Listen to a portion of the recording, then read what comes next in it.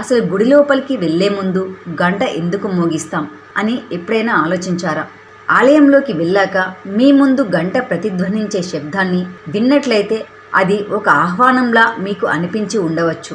అయితే వాస్తవానికి దీని వెనుక ఒక పెద్ద రహస్యమే ఉందట.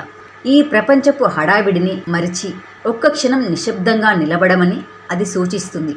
ప్రపంచపు హడావిడిలో పరిగెడుతున్న మన ఆలోచనలకు విరామం ఇస్తుంది. గంట సౌండ్ మీ మనస్సుని శాంతపరిచి మీ ఆత్మతో మీరు సంభాషించడానికి ఒక అవకాశం ఇస్తుంది.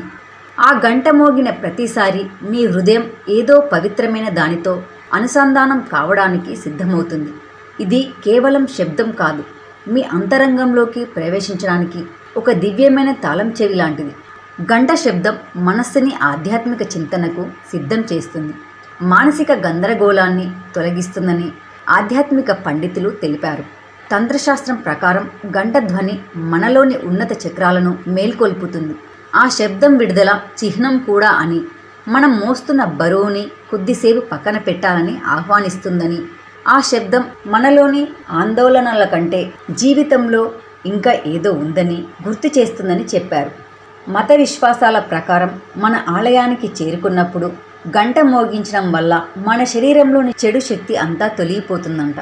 అలాగే దేవుడు గంట శబ్దాన్ని ఆరాధిస్తాడని చెబుతారు.